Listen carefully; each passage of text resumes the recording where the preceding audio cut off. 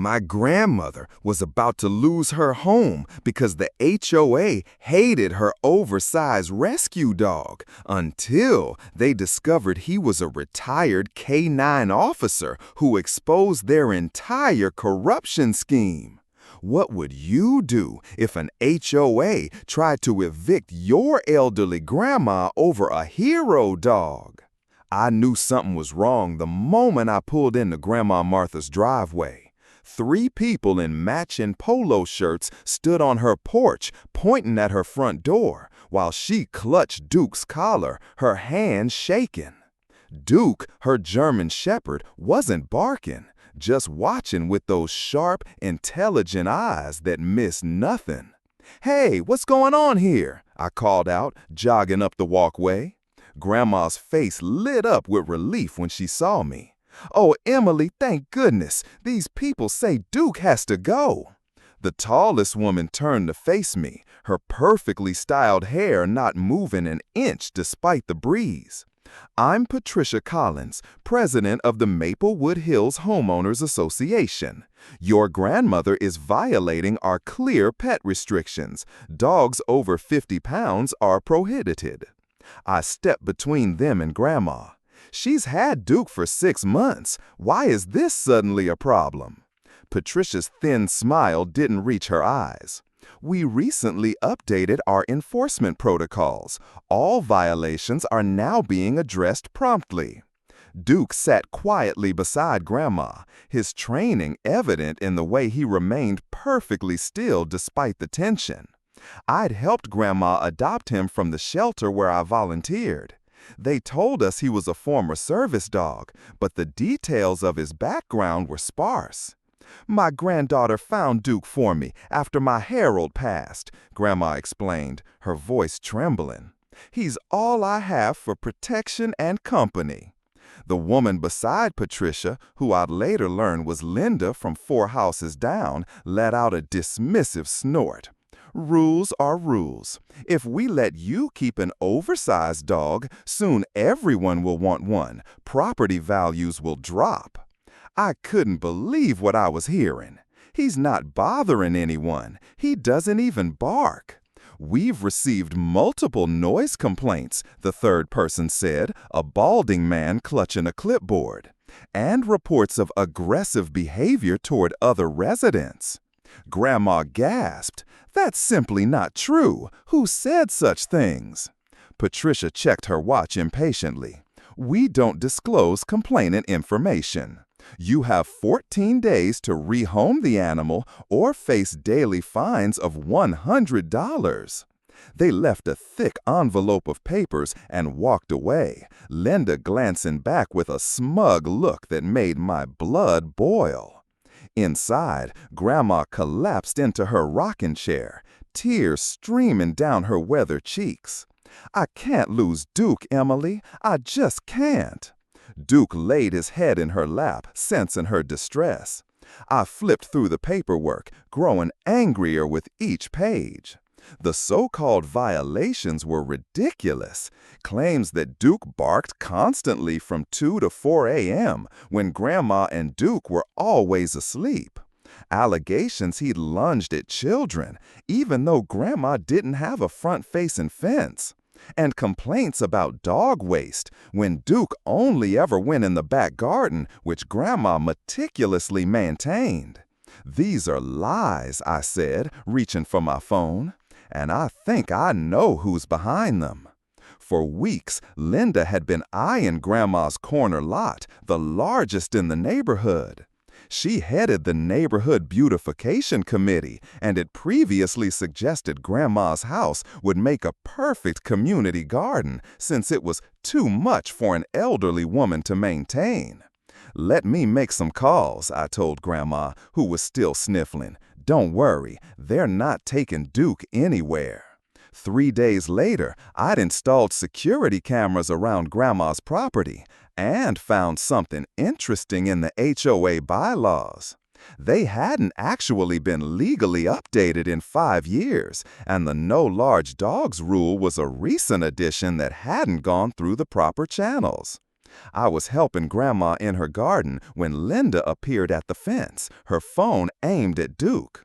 "Excuse me," I called out. "Can I help you with something?" She jumped, nearly dropping her phone. "I'm documenting the continued violation. The fines start tomorrow." Duke, who had been calmly digging a hole where Grandma wanted to plant tulips, stood at attention, watching Linda with keen interest. "That's weird," I said, pointing to my new security camera, "because I've been documenting too. Like when you came into Grandma's yard yesterday while she was napping and rattled Duke's kennel with a stick. Or when you sprayed something on the fence line this morning." I held up my phone. "Want to see?" Her face went pale. "You can't record me without permission." "Actually," I said, "this is my grandmother's private property. We can record whatever happens here. Just like we recorded Patricia entering the backyard 2 nights ago to measure the shed without permission. That's trespassing, by the way." Linda backed away. "You think you're clever, but this isn't over. That dog doesn't belong here." After she left, Grandma sighed heavily. "I've lived here for 20 years, since before this was even called Maplewood Hills. Harold and I were the 3rd family to build on this street. Now, I felt like a stranger in my own home." I hugged her thin shoulders. "Don't worry, I'm staying through the weekend, and I've got a plan." That evening, Duke began acting strangely. He paced by the front windows, his posture rigid. When the doorbell rang, he positioned himself between Grandma Martha and the door, not aggressively but protectively. Patricia stood there with the HOA lawyer, a smarmy man named Tucker Williams. "We're here to issue a final warning before enforcement actions begin tomorrow," she announced, trying to look past me into the house. "You can leave any papers in the mailbox," I said, starting to close the door. Tucker stuck his foot in the doorway. "Actually, we need to verify the animal is still on the premises." "Remove your foot from my grandma's door, or I'll call the police," I said calmly. "That's breaking and entering." He hesitated, then stepped back. "The HOA has inspection rights with 48 hours written notice per Section 7.3 of the bylaws." I finished for him, which you didn't provide. Also, I've been reading those bylaws carefully. The large dog restriction was never properly ratified by a community vote. Patricia's face flushed. "You don't know what you're talking about." "Actually, I do. I'm a paralegal." This wasn't true, but they didn't know that. "And I've already filed a complaint with the County Housing Authority about procedural violations." As they retreated down the walkway, Duke gave a single low woof, the first sound I'd heard him make since arriving. Later that night, while Grandma slept, I scrolled through neighborhood social media groups, finding multiple complaints about Patricia's leadership. Excessive fines, selective enforcement, mysterious budget shortfalls. I started messaging people, building a list of allies. As I finally headed to bed, I noticed Duke sitting alert by the window. Outside, a car drove slowly past Grandma's house for the 3rd time that hour. "What are they planning, boy?" I whispered, scratching behind his ears. Duke leaned into my hand, his eyes never leaving the street. In the morning, Grandma's front yard had been vandalized, plants uprooted, her beloved rose bushes cut down to stubs, and spray-painted across her driveway in bold red letters, "No dogs allowed." Duke stood at the window, a low growl rumbling in his chest. That's when I knew this wasn't just about a pet rule. Someone wanted Grandma gone, and they were willing to go to frightening lengths to make it happen. The police officer who came to take the report about Grandma's vandalized yard seemed bored, until he spotted Duke watching from the window. "That's a beautiful German Shepherd," he commented, pausing in his note-taking. "Reminds me of the K-9 units." "He's a rescue," I explained. "The shelter said he had some kind of service background, but they didn't have details." Officer Ramirez walked closer to the window. Duke's ears perked up, his posture changing subtly. "Mind if I meet him?" When we brought Duke outside, something strange happened. The dog approached Officer Ramirez, sniffed his uniform, then sat perfectly at attention, eyes focused on alert. "Interesting," the officer murmured. He spoke a word I didn't recognize, something that sounded German, and Duke immediately laid down, head on his paws. "Very interesting." "What did you just do?" Grandma asked, astonished. "Basic K-9 command. Your dog has police training." He knelt beside Duke, checking his ear. "No tattoo, though. Do you mind if I take his photo? I'd like to check something." While Officer Ramirez made some calls, we cleaned up the yard as best we could. Neighbors walked by, some stopping to help, others hurrying past with averted eyes. Mrs. Jenkins from across the street brought coffee and homemade muffins. "I think it's shameful what they're doing," she whispered, glancing around nervously. "Patricia's been targeting older residents for years. 3 have already sold to her son-in-law's development company." I nearly dropped my coffee. "Her son-in-law is a developer?" Mrs. Jenkins nodded. "Linda works for him too. She's their realtor. They buy the properties cheap, split them, and build duplexes. They've been eyeing your grandma's corner lot for ages." The pieces clicked into place. This wasn't about rules. It was about forcing Grandma out to get her valuable property.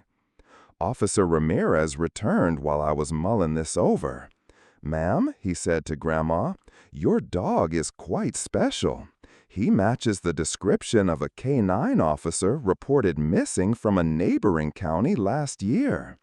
Duke, or as he was known professionally, Ranger, was separated from his handler during a flood rescue operation."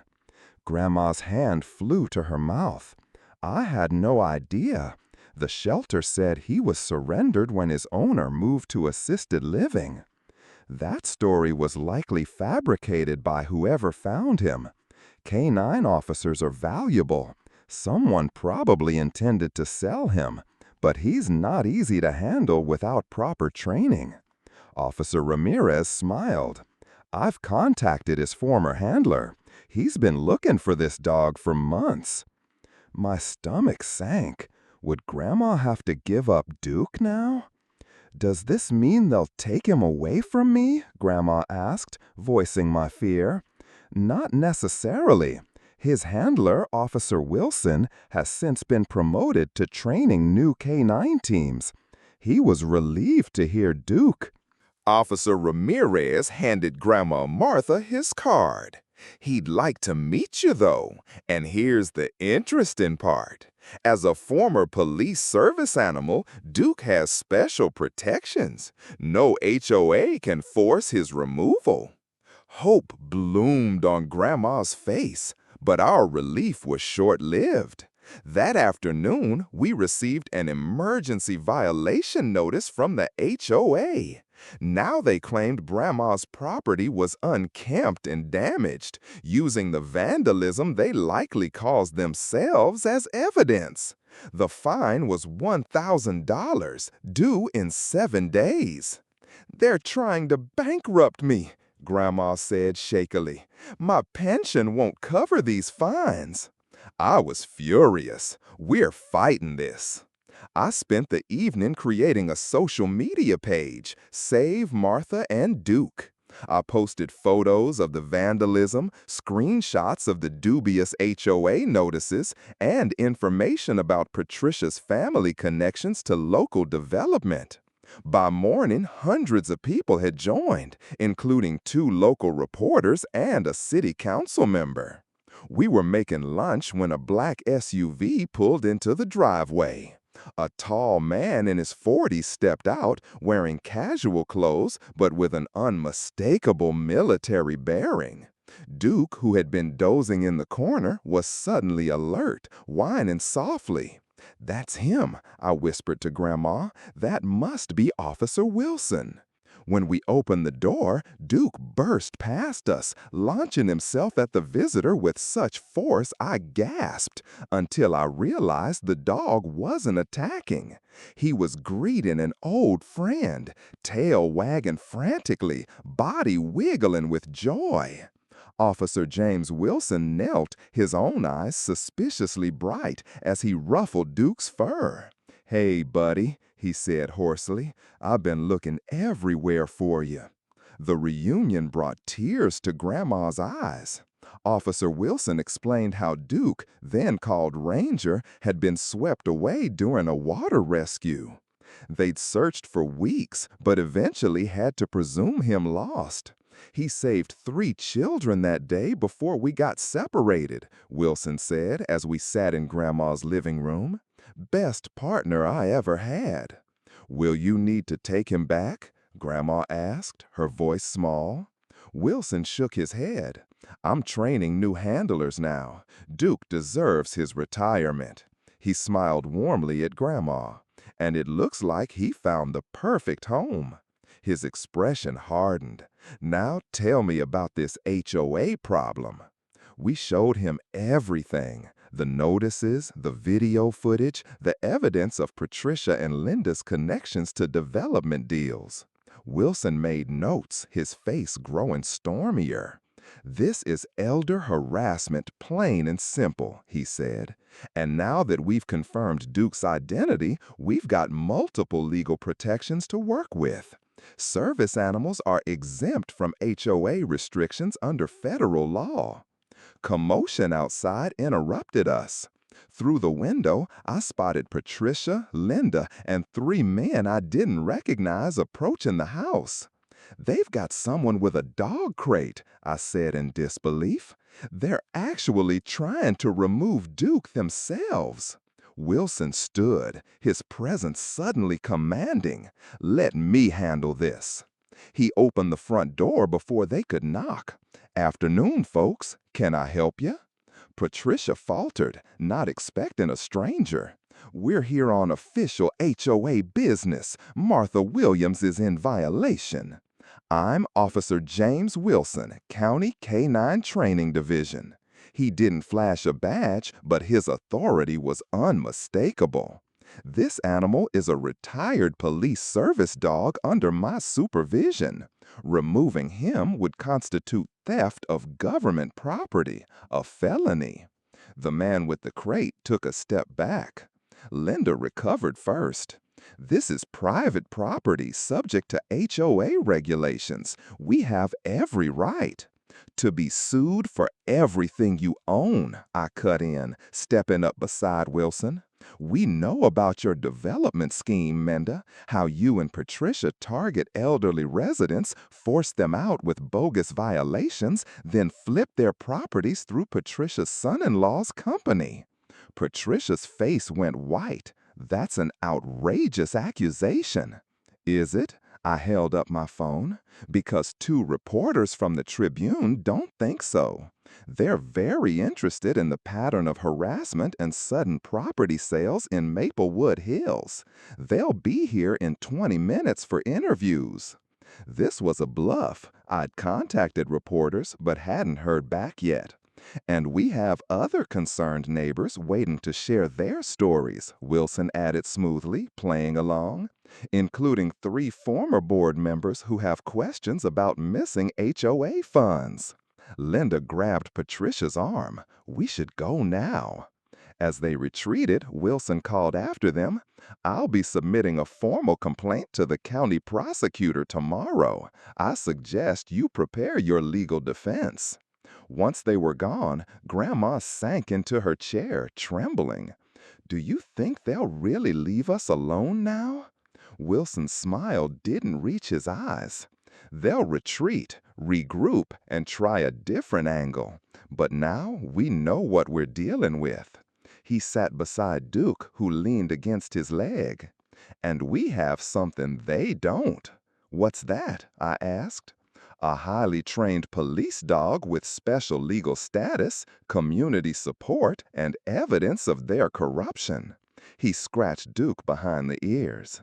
That night, Grandma slept peacefully for the first time in weeks. I sat on the porch with Duke, watching the quiet street.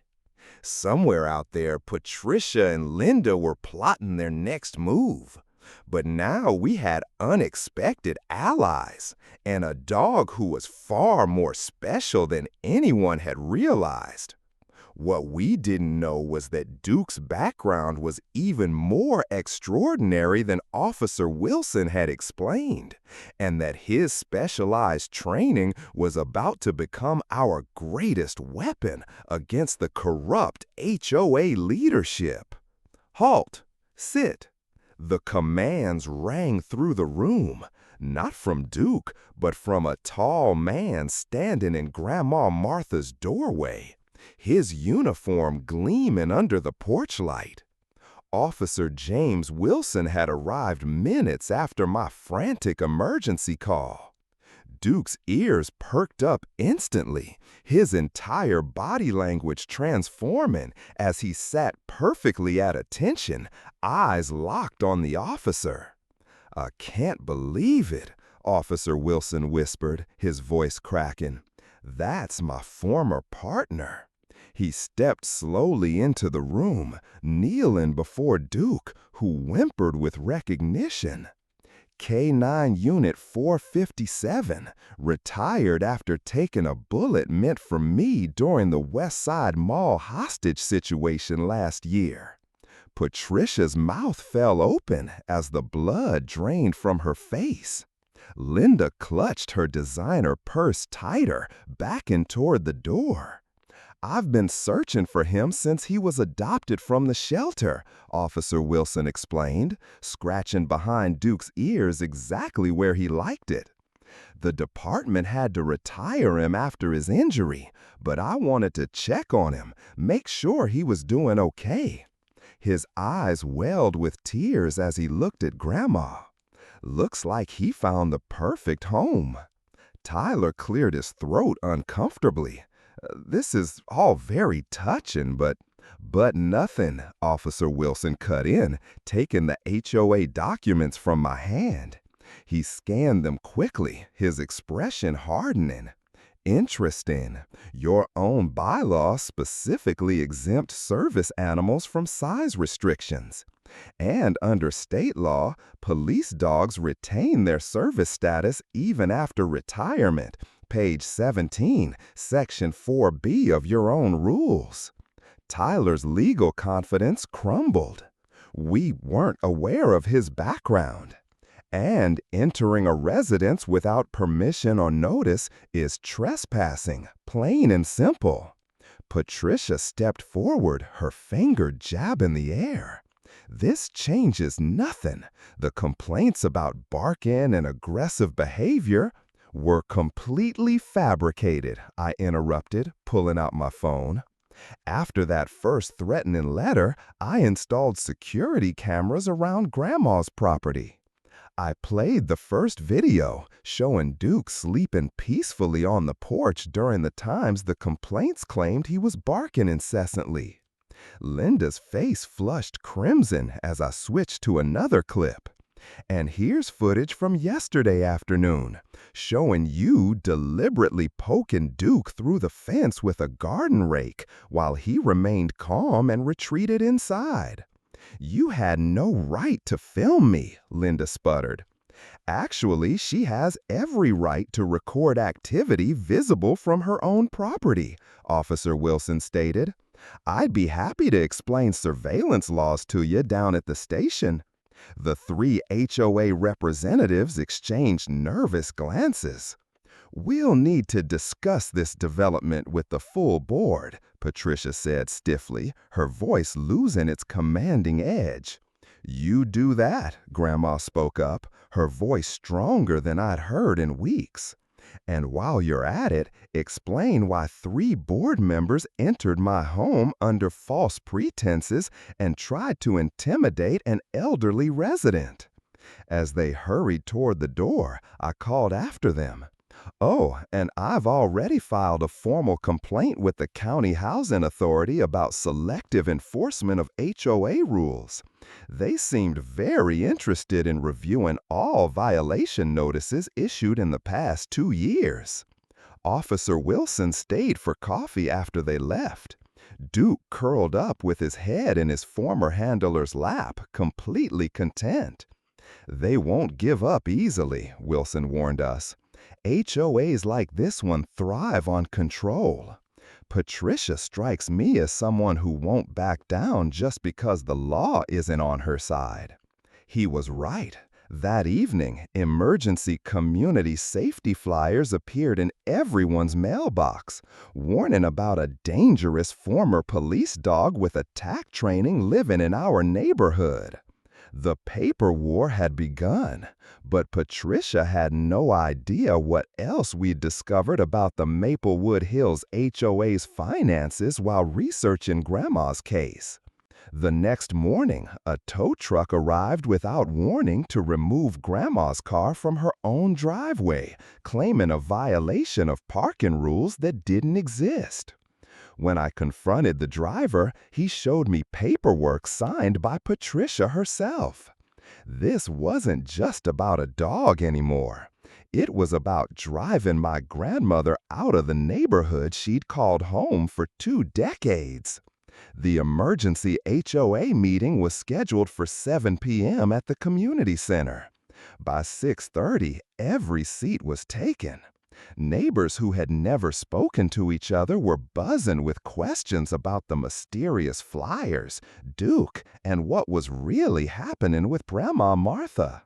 I helped Grandma to a front row seat, Duke sitting calmly at her feet, wearing his official K-9 retired service vest that Officer Wilson had dropped off.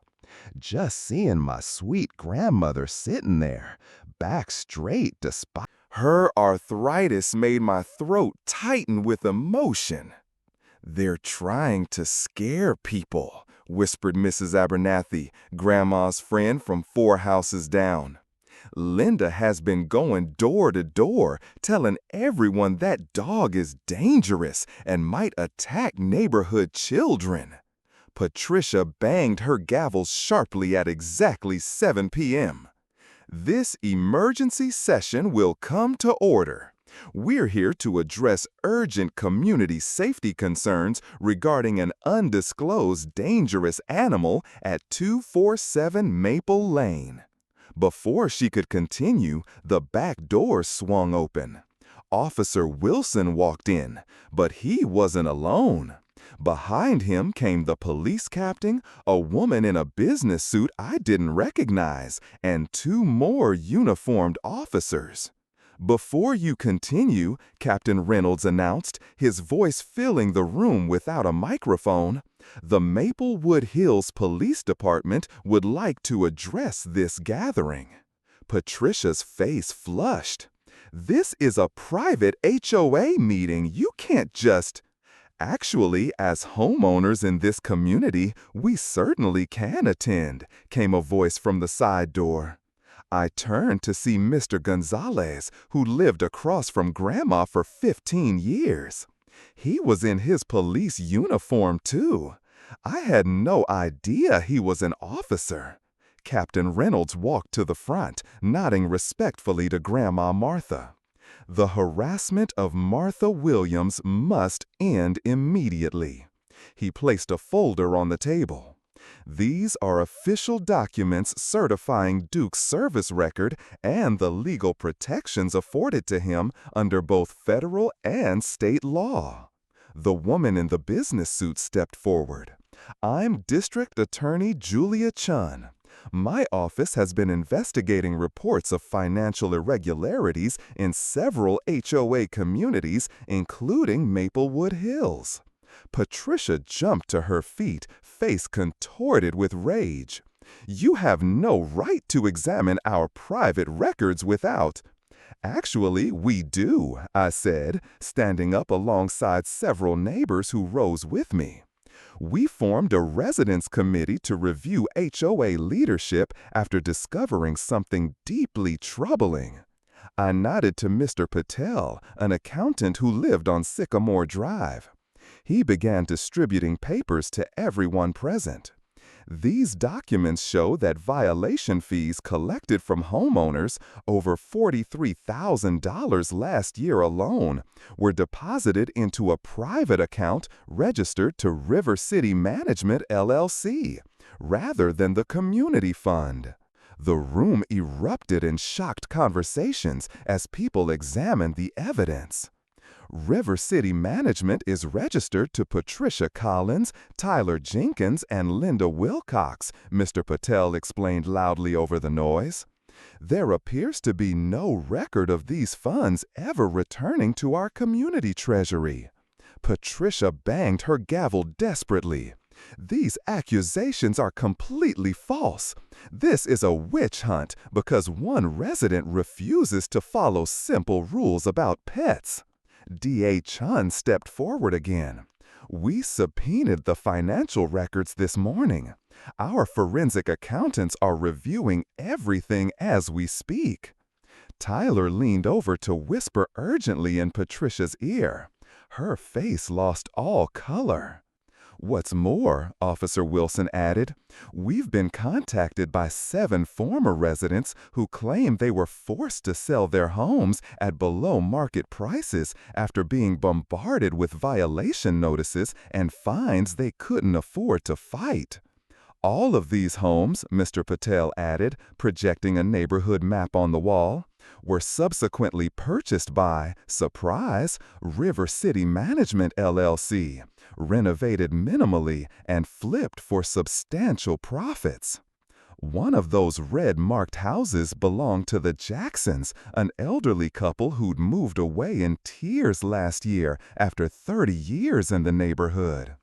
My blood boiled, remembering how helpless they'd felt.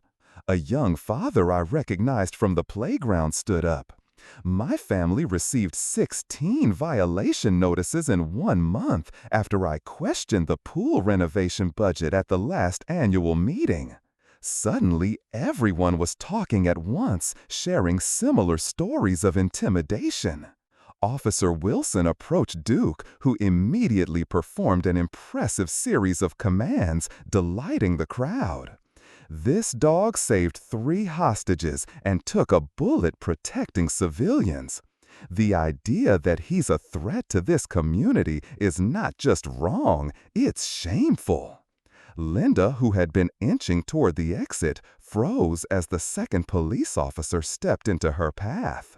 By 9 p.m., the residents had voted to immediately remove the entire board pending the investigation.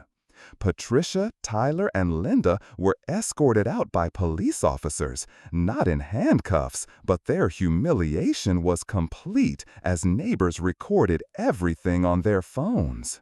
3 weeks later, the community gathered again, this time for a neighborhood barbecue in the park. A temporary HOA board had been elected, including Mrs. Abernathy and Mr. Gonzalez. The DA's investigation was ongoing, but preliminary findings had already recovered nearly $150,000 in misappropriated funds.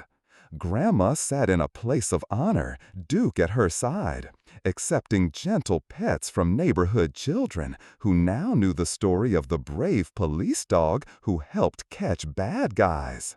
"I never wanted all this fuss," Grandma told me, as we watched former enemies becoming friends over hamburgers and shared outrage. Officer Wilson, now a regular visitor, joined us with ice cream cones. The department wants to do a community presentation about Duke's service. Kids love hearing about police dogs. As the summer evening wrapped around us, you know, Grandma Martha laughed with neighbors who had finally become a real community. Some fights are worth having, even when they seem impossible to win. You know, Grandma Martha said softly as Duke dozed at her feet, completely at peace. I was so scared of losing my home that I almost gave him up. She scratched his ears exactly the way he loved. Sometimes the things we think might hurt us end up being our greatest blessings. A photographer from the local newspaper captured the moment. An elderly woman, her loyal dog, and a neighborhood reborn from the ashes of corruption, all because someone dared to stand up against bullies who never expected to be caught.